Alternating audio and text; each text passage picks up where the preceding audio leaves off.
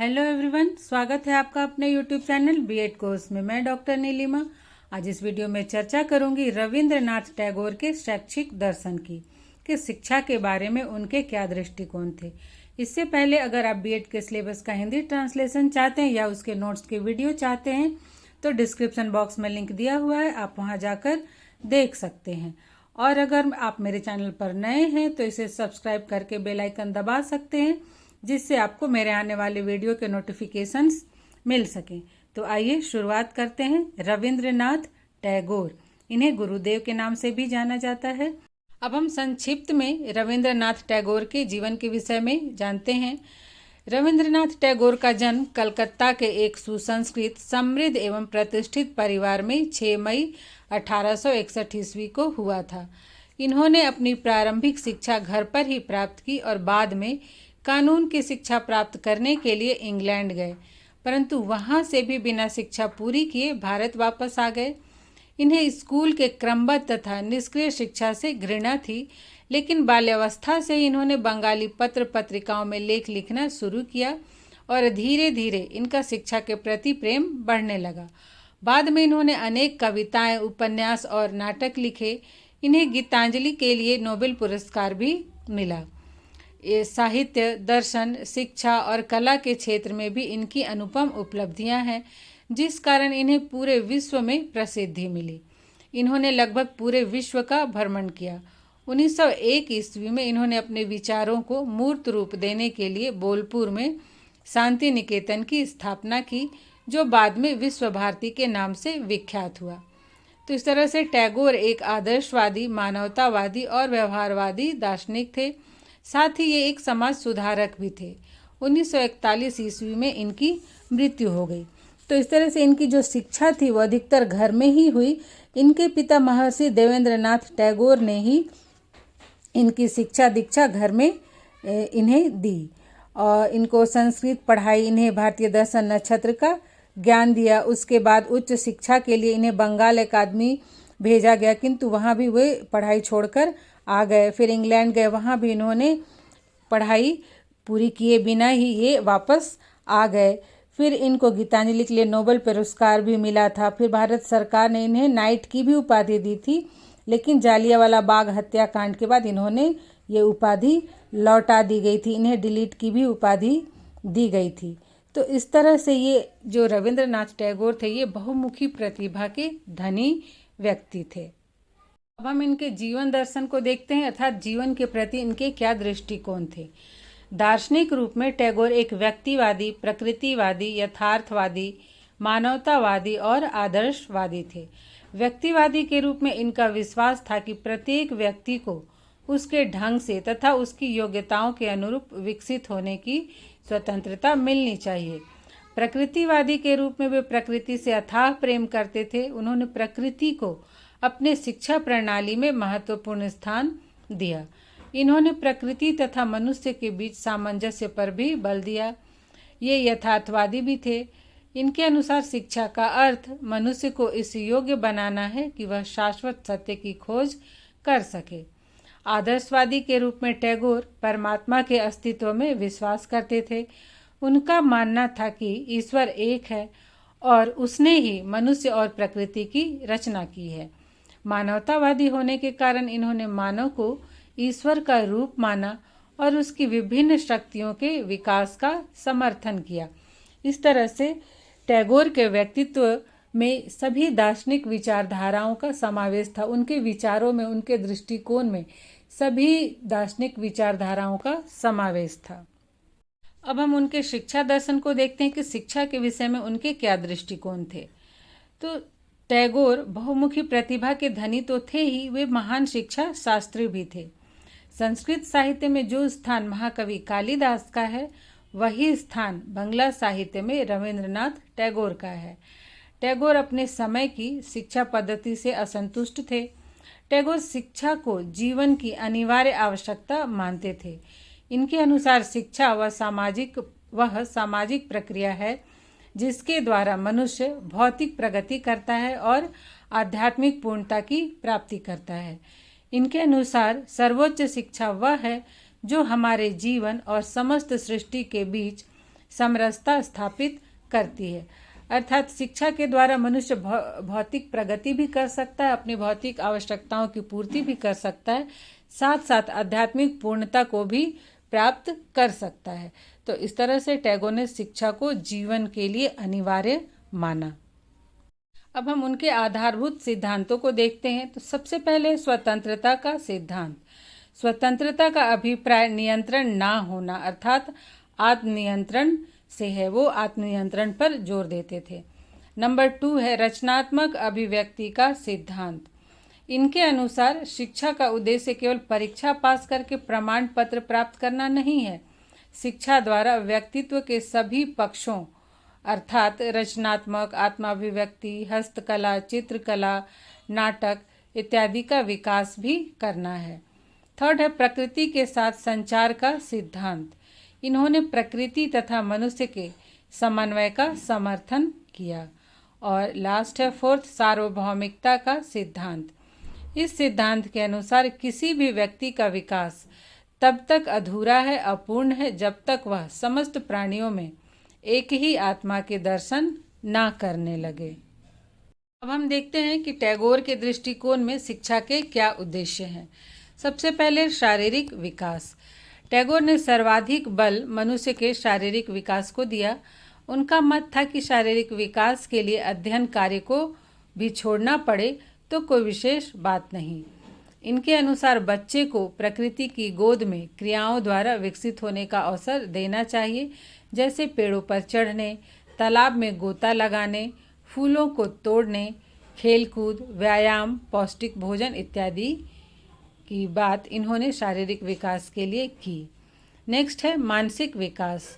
टैगोर जो थे ये रूसो की भांति ही पुस्तकों का विरोध करते थे और इन्होंने बताया कि बालकों को प्राकृतिक क्रियाएं करने के लिए अधिक से अधिक अवसर मिलने चाहिए, जिससे वह वास्तविक जीवन की परिस्थितियों में रहते हुए ज्ञान को प्रत्यक्ष रूप से ग्रहण करता रहे।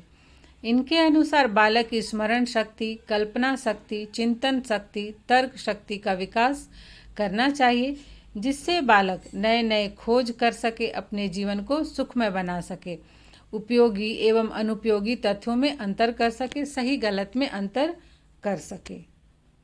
नेक्स्ट जो उन्होंने उद्देश्य बताया थर्ड, वह है नैतिक तथा आध्यात्मिक विकास। आदर्शवादी होने के नाते टैगोर ने इस बात पर बल दिया कि शिक्षा का उद्देश्य नैतिक तथा आध्यात्मिक विकास होना चाहिए।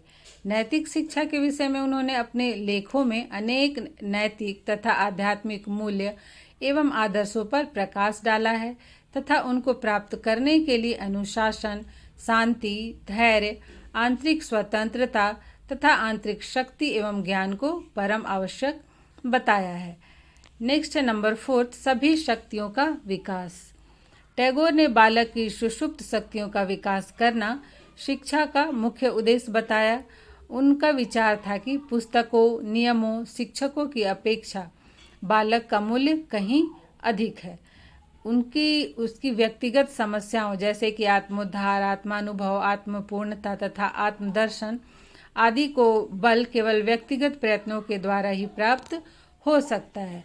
टैगोर ने बालक को शिक्षा के परंपरागत नियमों के बीच कुचले जाने का विरोध किया तथा उसको प्रेम पूर्ण वातावरण में रखते हुए मस्तिष्क तथा आत्मा की स्वतंत्रता प्रदान करने पर बल दिया, जिससे वह पुस्तकों के चक्कर से बचकर अपनी शक्तियों का विकास स्वतंत्र रूप से कर सके। अर्थात जो परंपरागत शिक्षण प्रणाली है कि एक एज होने के बाद बच्चे का एडमिशन हो गया, उसे क्या सब्जेक्ट पढ़ने, क्या कार्य करने हैं, एक निश्चित जो है शिक्षा प्रणाली चलती आ रही है, उसका उन्होंने विरोध किया है। नेक्स्ट है नंबर 5 व्यावसायिक विकास। रविंद्रनाथ टैगोर ने शिक्षा द्वारा बच्चों के आर्थिक कुशलता के विकास पर भी बल दिया, जैसे हस्तकला, चित्रकला, कृषि, शिक्षा, बागवानी इत्यादि। इसके बाद नेक्स्ट है नंबर 6 राष्ट्रीय तथा अंतर्राष्ट्रीय भावना का विकास। टैगोर का मानना था कि संकीर्ण राष्ट्रीयता मनुष्य के उत्थान में बाधक हो सकती है, इसलिए इन्होंने शांति निकेतन में देश विदेश की विभिन्न भाषाओं, संस्कृतियों को स्थान दिया ताकि राष्ट्रीय एकता एवं अंतर्राष्ट्रीय अवबोध का विकास हो सके।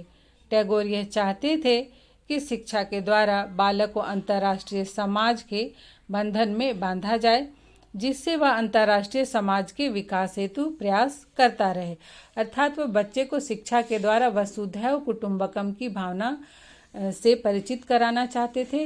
वे उनमें बच्चों में वसुधैव कुटुंबकम की भावना का विकास करना चाहते थे। अब हम देखते हैं कि उन्होंने शिक्षा के लिए क्या क्या पाठ्यक्रम बताए हैं।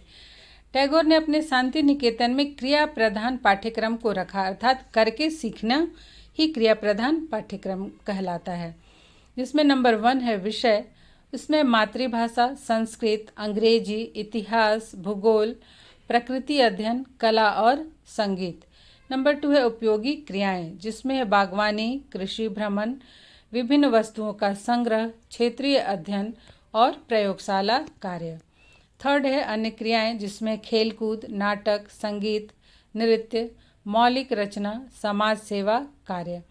यहाँ ज्ञान, विज्ञान एवं तकनीकी शिक्षा की भी व्यवस्था है और देश विदेश से छात्र यहाँ पर पढ़ने आते हैं, अर्थात केवल देश के ही नहीं बल्कि विदेशों से भी छात्र यहाँ पर पढ़ने आते हैं और यहाँ पर कर के सीखने और स्वयं के अनुभव द्वारा सीखने पर अत्यधिक बल दिया जाता है।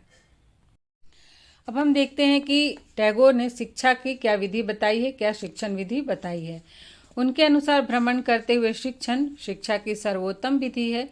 इन्होंने पुस्तक के ज्ञान एवं परंपरागत विधियों का कड़ा विरोध किया और इस बात पर बल दिया कि बच्चों को जो कुछ भी सिखाया जाए उन्हें जीवन की वास्तविक परिस्थितियों में रखकर स्वयं करके स्वयं के अनुभव द्वारा सिखाया जाए। उन्होंने मौखिक विधि, स्वाध्याय विधि, विश्लेषण और संश्लेषण विधि, क्रिया विधि एवं प्रयोग विधि पर बल दिया। उनका कहना था कि जो कक्षा में पढ़ाई जाती है बच्चों को जो भी विषय वस्तु, उसका प्रभाव बालक के मस्तिष्क पर नहीं पड़ता और न ही उसके शरीर पर। और भ्रमण द्वारा पढ़ाने से बच्चे विषयों को प्रत्यक्ष रूप से देखते हैं और उसे समझते हैं और अधिक दिनों तक स्मरण भी रखते हैं। उसी प्रकार टैगोर का विश्वास था कि वास्तविक शिक्षा केवल पुस्तकों के रट लेने तक ही सीमित नहीं होती। वे कहते थे कि बालकों को प्रश्नों तथा उत्तरों के द्वारा शिक्षा देनी चाहिए। उनके सामने अनेक प्रकार की समस्याएं रखनी चाहिए, जिससे वे इन समस्याओं का हल वाद विवाद द्वारा निकाल सके। उसके बाद है क्रिया पर अत्यधिक बल देते थे।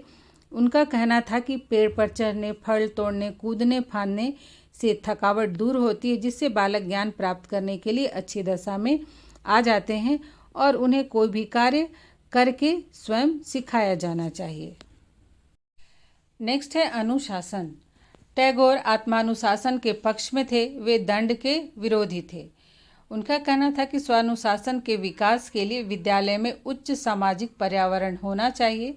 ऐसे में छात्र स्वयं अनुशासित रहते हैं और ये सही भी कि अगर विद्यालय में ही अनुशासन का वातावरण नहीं रहेगा तो छात्रों को अनुशासित करना मुश्किल है।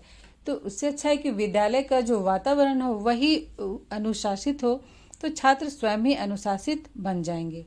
नेक्स्ट है शिक्षक के विषय में उनके विचार।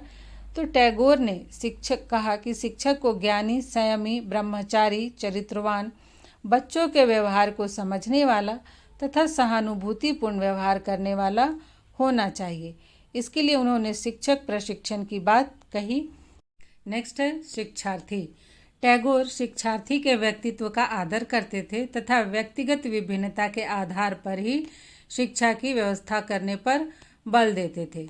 ये छात्रों के इंद्रिय निग्रह, मन, वचन, कर्म की शुद्धता एवं सादा प्राकृतिक जीवन पर बल देते थे। इनका कहना था कि शिक्षार्थी को गुरु का आदर करना चाहिए तथा दोषपूर्ण एवं निंदनीय आचार विचार से दूर रहना चाहिए। अब नेक्स्ट है उनके विद्यालय के विषय में विचार। टैगोर के अनुसार विद्यालय प्राचीन गुरु आश्रमों की तरह जन कोलाहल से दूर प्रकृति की गोद में स्थित होने चाहिए और विद्यालय को राष्ट्र का सच्चा प्रतिनिधि होना चाहिए।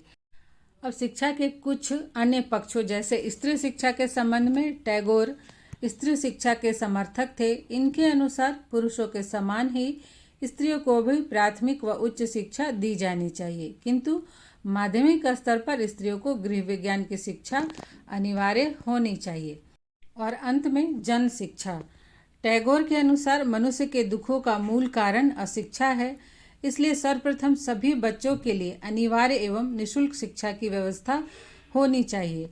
अशिक्षित प्रौढ़ों को भी पढ़ने लिखने का ज्ञान कराना चाहिए।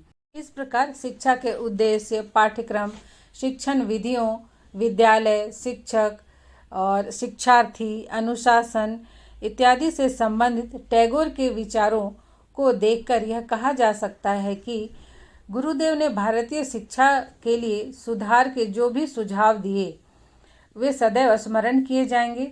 उन्होंने वर्ग विहीन समाज की स्थापना एवं धार्मिक तथा सांस्कृतिक सहिष्णुता के विकास पर बल दिया। भाषा, साहित्य, कला, कौशल का इन्होंने भूमंडलीकरण करने का प्रयास किया तथा विश्व भारती में देश विदेश की भाषा, साहित्य, कला, संगीत, नृत्य एवं अन्य विद्याओं के प्रशिक्षण की भी व्यवस्था की। इन्होंने पूरे विश्व को वसुधैव कुटुंबकम के रूप में प्रस्तुत करने का प्रयास किया। मनुष्य के आध्यात्मिक और भौतिक दोनों प्रकार के विकास पर समान रूप से बल दिया। तो हम यह कह सकते हैं कि टैगोर के शैक्षिक चिंतन और प्रयोग का प्रभाव भारतीय शिक्षा में स्पष्ट रूप से दिखाई देता है। आज पूरे देश में शिक्षा का माध्यम मातृभाषाएं हैं। विद्यालय में राष्ट्रीय अंतर्राष्ट्रीय शिक्षा की जो व्यवस्था है, इसके लिए बिगुल सर्वप्रथम टैगोर ने ही बजाया था। ये आधुनिक भारत में शिक्षा के निर्माता थे। तो आज यहीं तक, मिलते हैं नेक्स्ट वीडियो में।